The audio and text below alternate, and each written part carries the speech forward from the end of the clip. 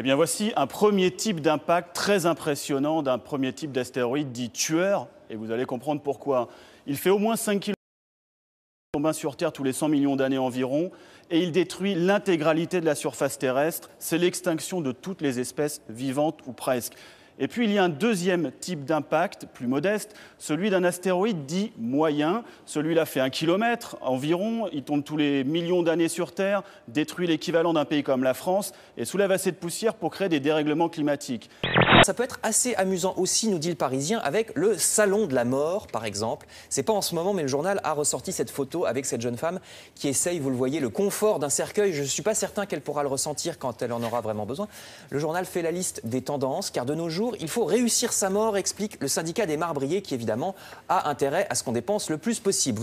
C'est avec ces paroles que Frank Sinatra se place en tête des musiques d'adieu, celles que l'on diffuse dans les enterrements ou les cérémonies de crémation en Grande-Bretagne.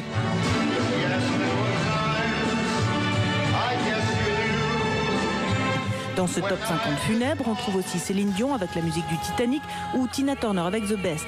Peu de révolte dans les paroles et peu d'espoir, mais un hommage rendu à celui qui s'en va. Il y a un mois, Stéphane a perdu sa mère, âgée de 55 ans. Jeannette était péruvienne, mais elle a été incinérée à Paris, au Père-Lachaise. Une cérémonie à laquelle n'a pas pu assister une partie de la famille qui vit en Amérique latine.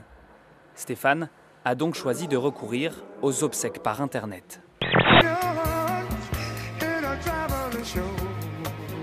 Allez, tout le monde danse.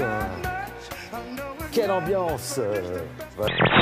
À Kirichi, près de Saint-Pétersbourg, avec la bénédiction de l'église orthodoxe, une boîte a été installée dans le mur d'un hôpital pour déposer des bébés. De l'autre côté, les nouveau-nés sont pris en charge. Anonymat garanti, l'initiative crée une polémique en Russie, mais la police veut surtout stopper une hécatombe. En 2 ans, elle a recensé 268 cas de mères très pauvres qui tuaient leurs enfants à la naissance.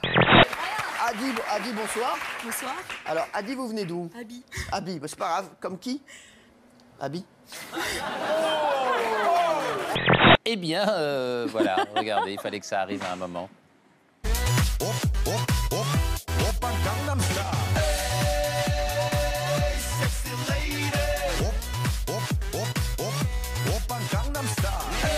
Guirlandes synchronisées. 8500 guirlandes. J'ai fait 2 choses dans Fort Boyard qui n'ont jamais été diffusées. J'ai léché les aisselles de la boule. Je vous jure que c'est vrai, c'était un pari avec un pote. Et je vous le dis, voilà, aujourd'hui, j'ai uriné du haut du fort. T'as fait quoi? J'ai uriné, en fait, du haut du fort, c'était un de mes rêves. Une étude sérieuse, une émission à France 2, Infrarouge, qui nous expose un lien entre infidélité et taille des testicules chez nos cousins, les chimpanzés.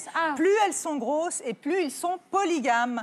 Donc, évidemment, on voit bien... À vérifier ce soir à la maison. Hein. Si les hommes sont volages, c'est pas du tout de leur faute, c'est qu'ils ont des grosses testicules.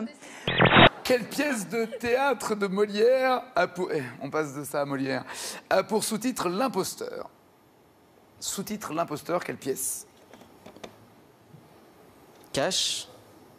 Molière. Je connais pas. Pardon. Roméo et Juliette. Roméo et Juliette. Je sais pas, Nagui, je connais pas. On l'a vu, hein, de toute façon. C'est pas cuit. Voyons transparence. Hein. C'est pas cuit. Là, c'est cru. Là, c'est cru. Ah. Belle cuisson de l'écrevisse qui reste nacrée à la découpe. Heureusement.